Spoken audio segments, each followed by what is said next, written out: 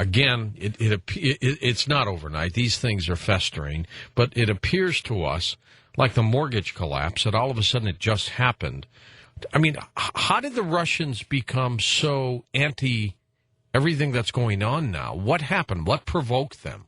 Well, pretty much the idea after the breakup of, and I believe that was staged, but they wanted to be treated. This is their statement now. Okay, they wanted to be treated as an equal. We kept them out of the G8. We kept them out of so many different things, and NATO's expansion NATO's expansion eastward from the west moving east into the former Soviet breakaway territories, i.e. the Ukraine, Georgia was a big issue, obviously Poland. The thing is that is when they drew the line in the sand. But the Georgian incident seems to have been generated to provoke a military response. Now, here's the thing. The Illuminati controls both sides of the equation, George. If you and I there's no doubt in yeah. No doubt. So if you and I control our right hand, our left hand, and we get the Russians and U.S. fighting, and we're behind the scenes pulling the strings. On both sides. On both sides. And we can bring about whatever change we want. And the thing is, at some point, that's how I see the UFOs playing into this, because let's say there's a limited nuclear war, and America loses 29, 39 cities. We retaliate, etc. The Middle East is up in flames. Syria, to fulfill the prophecies in Isaiah, is destroyed. Damascus is destroyed in 1 hour. All these different events come to pass, and obviously the world's going to look for a solution, okay? And the solution is going to be provided by the very people that have initiated this World War III. And I want to make it clear, the Gog-Magog war is not the Battle of Armageddon, okay? You mean it gets worse? Yes, it does.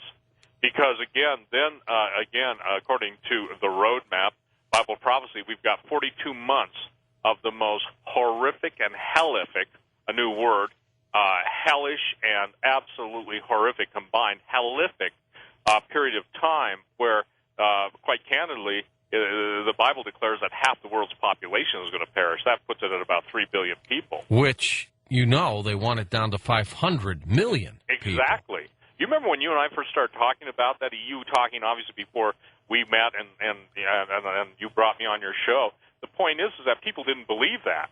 But now they're seeing more and more people talking about it. Let's look at the famine issue, the weather. If I can control the weather, I can control seemingly the ability to grow things. I can flood specific areas. I can dry out specific areas. And the idea of weather warfare, which is, I think, one of the most important books I've ever written, I'm telling people, if they understand weather warfare and understand that this isn't something that's out there in la-la land, but that the United States government openly has documents on the Internet that the former secretaries of defense, whether it's Cohen or whether it's Zygmunt Brzezinski, National Security Advisor, talking about back in the 70s that nations will make war on nations, that the United Nations has treaties against it. So what's a treaty worth in this world, okay? We talked a little bit about weather wars last night with meteorologist Scott Stevens, and this morning, this afternoon, I was out having lunch, and the waiters and waitresses who listen to Coast religiously, I asked them, I says, do you really think weather can be manipulated and used as a weapon? All of them said, yes, we believe that. It's amazing if you polled people. Well, and I would say this, that most of them that listen to you would obviously have to say, look, these guys, whether it's Scott Stevens, myself, or others that are outspoken in the area of weather war, and by the way, they're using a lot of high-energy lasers, and somebody just sent me an email saying that they actually were watching the temperature of the tops of the clouds hit the 100 to 105 degree. That's done with lasers, okay? Not just a radio frequency or HAARP-type ionospheric heaters. By the way, the Russians are openly stating that they're using their hurricane cannons against the U.S. So here we go. We're in the midst of this. Can this be negotiated out? I don't think so, because the powers that be want this war. That's the problem. That's the problem. Nobody sane wants this war.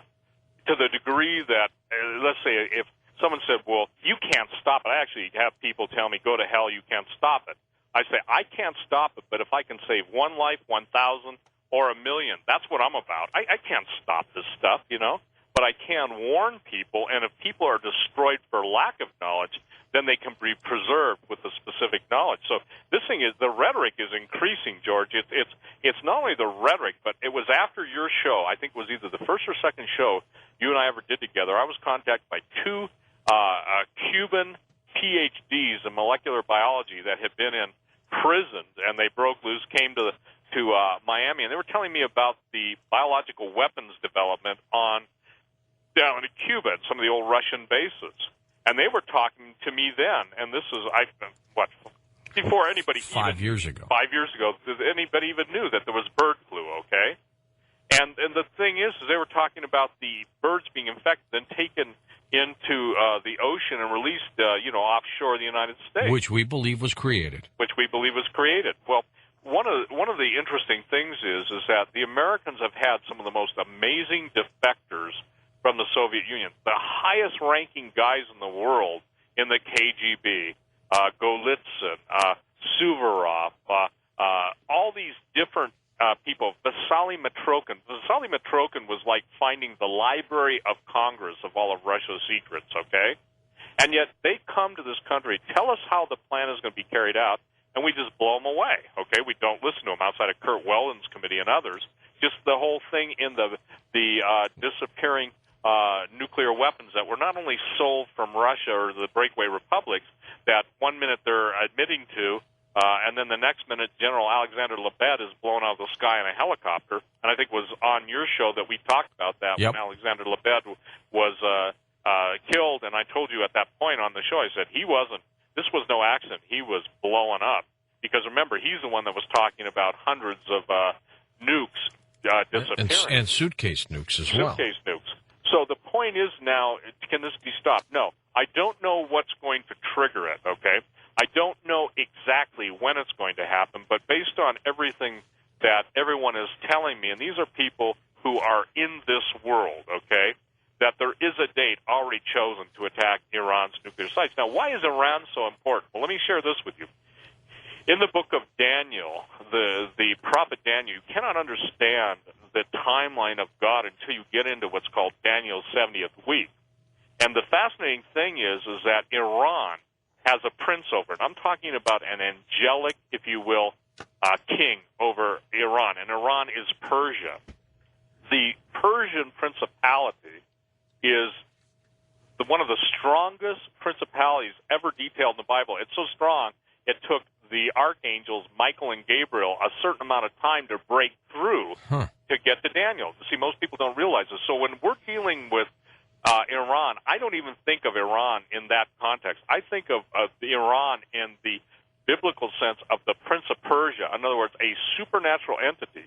And if people recognize the place that the Persian Empire played in history, and obviously the Medo-Persian Empire conquered the Babylonians, and then you see the statements coming from Ahmadinejad in relationship to the idea that you cannot bring about the Mahdi, the return of the Mahdi or the 12th Imam, until the world's in a nuclear holocaust. You can see how these individuals behind the scene, the Illuminati, the illuminated ones, can be playing everybody against each other, making sure that their spies keep the pot stirred. And, this is something you can't put out a fire if you keep fresh wood in the fire and keep, stirring the embers. And these leaders are dumb enough to believe it all. Yep. And that's the deal. So they're playing into it. So, the idea is ultimately it's a war of, as George Ure of Urban Survival said, it's a war of religion and resources. Because right now, China, let's just say this. We'll get to China in a minute, but I want to go back to Russia. Russia is in a position where they owe no debt. The United States right now has over $60 trillion of debt, and that's what we admit to, okay? The derivative is